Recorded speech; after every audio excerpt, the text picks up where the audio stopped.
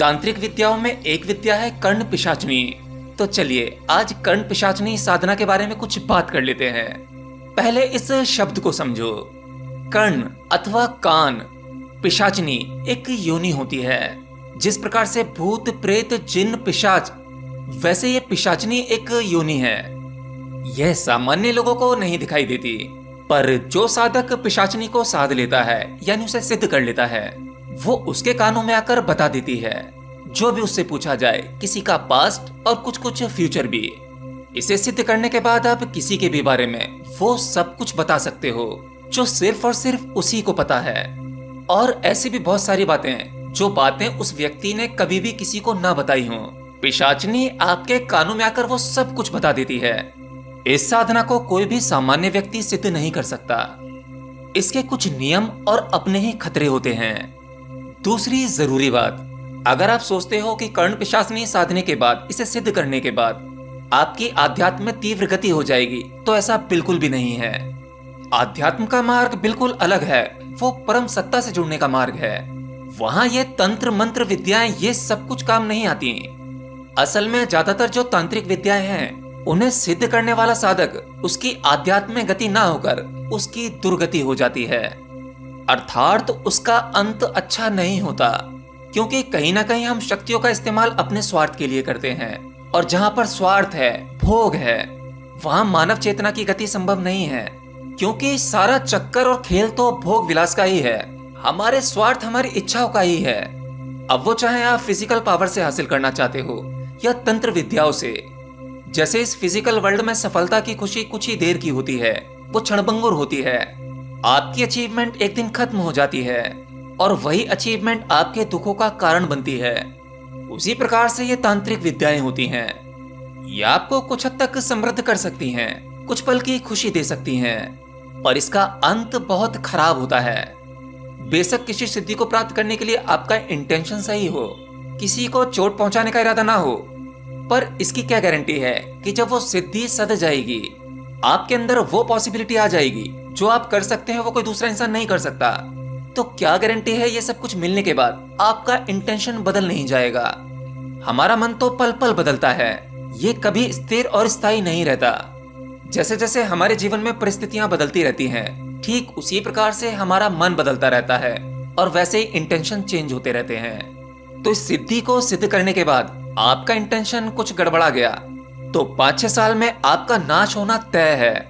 ऐसा मैं क्यों कह रहा हूँ? क्योंकि सभी तांत्रिक विद्याएं भौतिकता से ही जुड़ी हुई हैं। कहीं ना कहीं आप इनसे भौतिकता के लाभ लेना चाहते हैं। हमारे शरीर में विराजमान उस आत्मा का केवल एक ही लक्ष्य है, उस परम में विलीन हो जाना।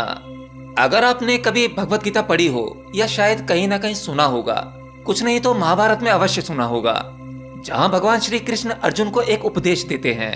बात बहुत कीमती है, ध्यान से सुनना। भगवान श्री कृष्ण कहते हैं कि तुम जिस जिसको जैसे जैसे भाव से भजते हो, उसी में तुम्हारा विलय होता है। देवों को भजने वाले देवों को मिलते हैं, जो पितरों को भजते हैं वो पितरों को प्राप्त होते हैं।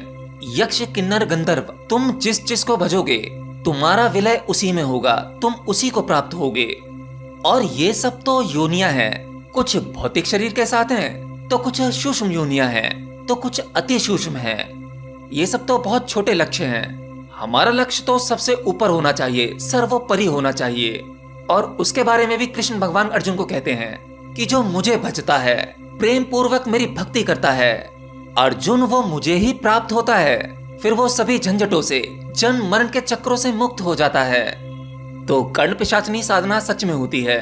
आज भी ऐसे बहुत सारे लोग हैं जिन्होंने इसे सिद्ध कर रखा है, पर उनमें से कुछ ही लोग ऐसे होते हैं जो इस सिद्धि का उपयोग मानव कल्याण के लिए करते हैं। क्योंकि ऐसे कुछ लोगों से मैं भी मिल चुका हूँ। तो ज्यादातर जो तांत्रिक विद्याएं हैं वो अमावस्या की रात्रि को सिद्ध की जाती हैं, क्योंकि उस समय नेगेटिव एनर्जी का फ्लो थोड़ा अधिक होता है।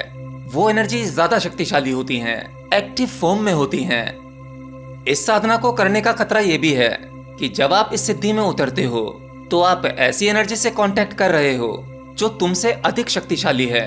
साधना में तुम उसे रिझाते हो, उसे भोग देते हो, फल फूल चढ़ाते हो और कुछ मंत्रों के उच्चारण से उसको सिद्ध करने का प्रयास करते हो।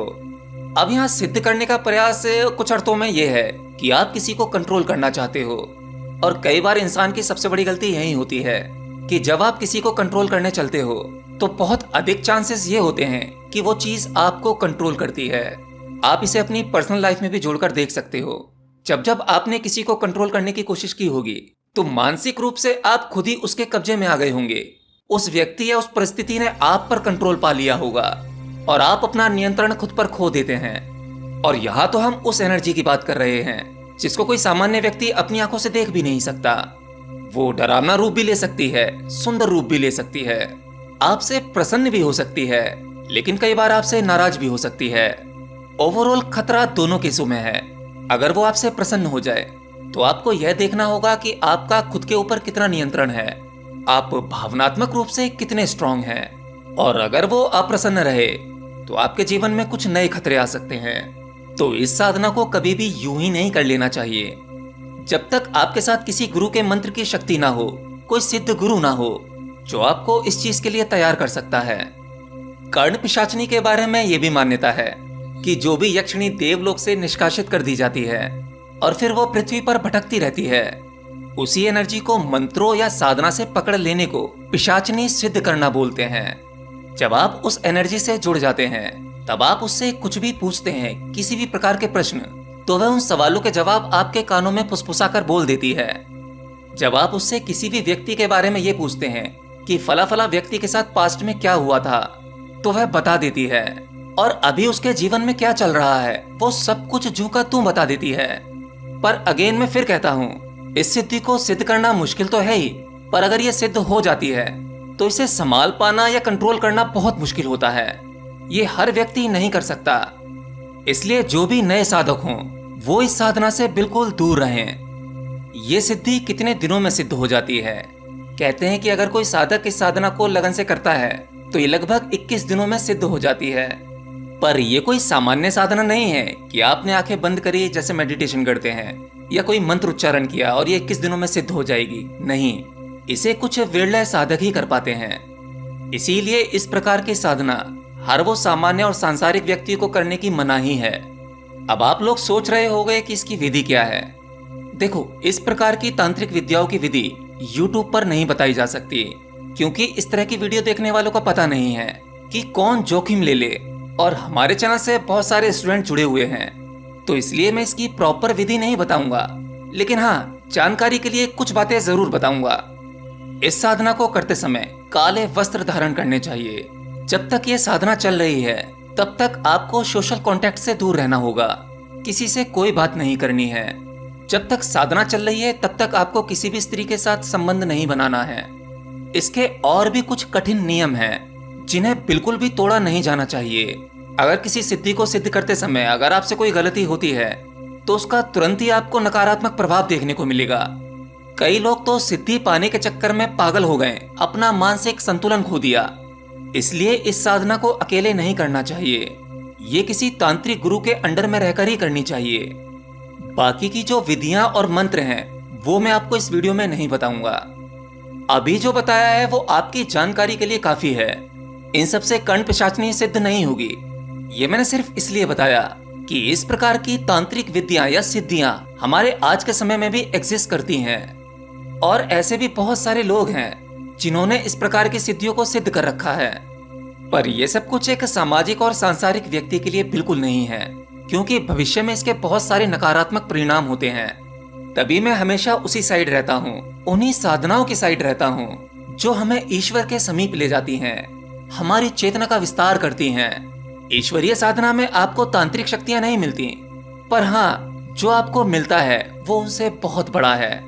जिसने ये जाना उसे वही बता सकता है, पर वो आपको दे नहीं सकता। आत्मा, परमात्मा या स्वयं को जानना, इस कमाई को स्वयं कमाया जा सकता है। इसे कोई दूसरा व्यक्ति आपको नहीं दे सकता, न ही कोई गुरु। पर तांत्रिक विद्याएं और सिद्धियां ये किसी गुरु की सहायता से कमाई जा सकती हैं। तो इन सब की जानकारी आपको होनी चाहिए, इसलिए ये सब कुछ मैंने डिस्कस किया। एनीवे, आज के लिए इतना ही। मिलता हूँ किसी अगली वीडियो में नए टॉपिक के साथ। तब तक के लिए जय श्री कृष्ण।